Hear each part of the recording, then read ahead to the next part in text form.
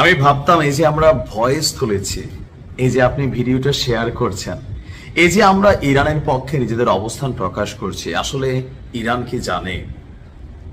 কেমন একটা ফিলিংস ছিল না যে আসলে আমরা এত কিছু করছি ইরানের জন্য।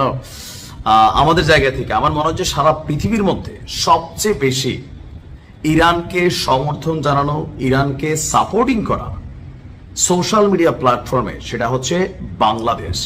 আরবিদের তো ইরান নিয়ে পোস্ট দেওয়া ঝামেলাটা জানেন তো।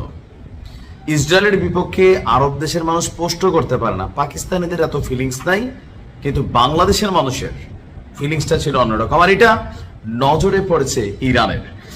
দর্শক, আজকে ইসরায়েল এবং তার সমর্থকদের সামরিক আগ্রাসনের বিরুদ্ধে এই যে ইরানের পক্ষে সারা বাংলাদেশ দাঁড়িয়েছে, বিভিন্ন সমাবেশ, মানববন্ধন, ঘটনাগুলো ঘটেছে, সেগুলোর প্রতি সংহতি প্রকাশ করে আমরা যেই সরকার বলেন, সরকারের পক্ষ থেকে করছে, যখন প্রথম দিন অভিযান চালানো হয়েছিল ইরানে, তখন বাংলাদেশ কিন্তু বলছে যে কোনো দেশের সার্বভৌমত্ব লঙ্ঘন করা এটা ইসরায়েলের উচিত নয়।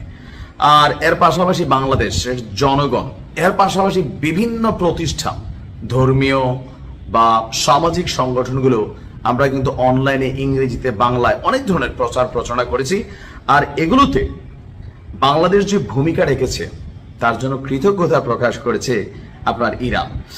ঢাকায় অবস্থানরত ইরানের দূতাবাস থেকে একটা বিজ্ঞপ্তিতে কৃতজ্ঞতা প্রকাশ করে বলা হয়েছে, শান্তিপূর্ণ সমাবেশ, সহানুভূতিপূর্ণ বক্তৃতা, বিবৃতি এবং বাংলাদেশের সর্বস্তরের জনগণ, শিক্ষাবিদ এবং সামাজিক ও রাজনৈতিক কর্মীদের স্পষ্ট অবস্থানের মাধ্যমে প্রকাশিত এই সংহতি মানবিক সচেতনতা এবং ন্যায় বিচার, স্বাধীনতা ও জাতীয় মর্যাদার নীতিগুলোর প্রতি গভীর প্রতিশ্রুতির সুস্পষ্ট প্রতিচ্ছবি। ইরানি জনগণের এই প্রতিরোধ জাতীয় ইচ্ছাশক্তির প্রতিফলন, যা দেশের সার্বভৌমত্ব এবং ভৌগোলিক অখণ্ডতা রক্ষার জন্য দৃঢ় অঙ্গীকারের প্রকাশ। আর বাংলাদেশের পক্ষ থেকে আমাদের দেশের জন্য যেই অ্যাক্টিভিটিস গুলো করা হয়েছে, আপনার এই মূল্যবান সমর্থন এবং সংহতি প্রকাশের জন্য আমরা বন্ধুপ্রতিম এবং ভাতৃপ্রতিম শব্দগুলো দেখেন, বন্ধু এবং ভাতৃ, বন্ধু এবং ভাই, ভাই প্রতিম বাংলাদেশের জনগণের প্রতি আন্তরিক কৃতজ্ঞতা প্রকাশ করছি। আমরাও ধন্যবাদ জানাচ্ছি যে ইরান কৃতজ্ঞতা প্রকাশ করেছে, ইরানের নজরে পড়েছে। আপনি দেখেন বাংলাদেশের বাহিরে ইন্ডিয়ান যারা আছেন দাদারা, তারা সবাই কিন্তু ইসরায়েলের পক্ষে, এটা তাদের পয়েন্ট অফ ভিউ। পাকিস্তান ইরানের সাথে সম্পর্ক জনগণের অনেকই ছিল, কিন্তু সরকার টেকনিক্যাল অবস্থান চলে গেছে। একমাত্র বাংলাদেশের প্রতিটি ঘরে ঘরে মুরব্বী, ছোট বড়, দেশে বিদেশে আমরা প্রবাসে থাকা মানুষগুলো ইরানকে সমর্থন জানিয়েছি। তবে কিছু আছেন শিয়া সুন্নি মতভেদের কারণে ইসরায়েল যে হামলা চালাইছে খুশিও হয়েছেন, আপনাদের এই খুশিটাই মুসলিমদের ধ্বংসের কারণ। কেন আপনারা বোঝেনই না যে কার বিষয়ে কিভাবে খুশি হওয়া উচিত, অখুশি হওয়া উচিত। কারণ ইসরায়েল যখন অভিযান চালায়, আমেরিকা যখন অভিযান চালায়, এটা শিয়া মত অবলম্বী দেশ, এই কারণে অভিযান চালায়। এদের কোনো শব্দের মধ্যে পাইছেন? এরা অভিযান চালায় আমাদেরকে দাঁড়াইতে দিবে না, খায় তাদের, পরে তাদের, কিন্তু তার কাজ হচ্ছে কখনো চা দোকানে বৈশা, কখনো ক্ষেতের লাইলে বৈশা, কখনো বা এমনি বৈশা বৈশা আপনার নিয়ে সমালোচনা করে। তবে সমালোচনার জায়গায় যাওয়ার জন্য যোগ্যতা লাগে। ইরান সেই যোগ্যতা অর্জন করছে যে ইরান আগামীতে কি করবে, ইরান এখন কি ভাবছে, ইরানের মাথায় কি ঘুরছে, ইরান হঠাৎ করে থাইমা গেল কেন, ইরান যে আবার ঘোষণা দিল আমেরিকার বিপরীতে গিয়া, ইরান আসলে এবার কি করবে, এই যে একটা সার্বিক পরিস্থিতি।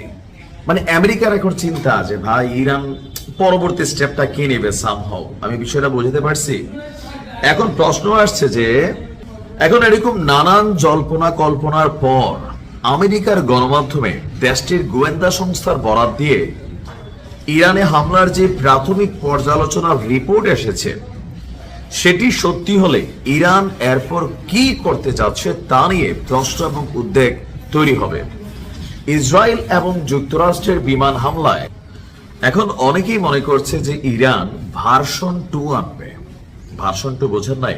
মানে ইরান এই ধরনের পরিস্থিতিকে মাথায় রেখে কয়েকটা লেয়ারে তারা তাদের ভবিষ্যৎ পরিকল্পনাগুলোকে সাজিয়েছিল। ইসরায়েলের এই হামলায় আপনার বেশ কয়েকজন পরমাণু বিজ্ঞানী শাহাদাত বরণ করেছিল, 14 জন। এখন এই 14 জনের জায়গা খালি থাকবে নাকি রিপ্লেস হবে?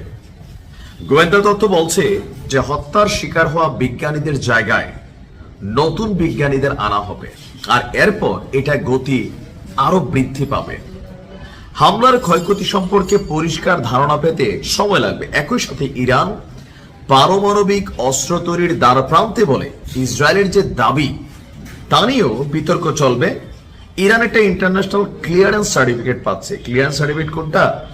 যে আমেরিকা দাবি করছিল, ইসরায়েল দাবি করছিল, বিভিন্ন জায়গা থেকে বক্তব্য ছিল, বাট রাইট নাও কোনটা আসলো? আমরা দেখলাম যে সার্টিফিকেট তো ক্লিয়ার, কোনো এফআইআর নাই, কোনো জিডি নাই। এখন আপনি আসামি ধরবেন কেমনে? মেশিন আছে, বাট মেশিন কই আছে? আমি বুঝাতে পারছি। ইরান ইন্টারন্যাশনাল একটা ক্লিয়ারেন্স পাইছে। ইভেন এই টোটাল হামলার পর ইসরায়েল ভিলেন হয়েছে, আমেরিকা ভিলেন হয়েছে।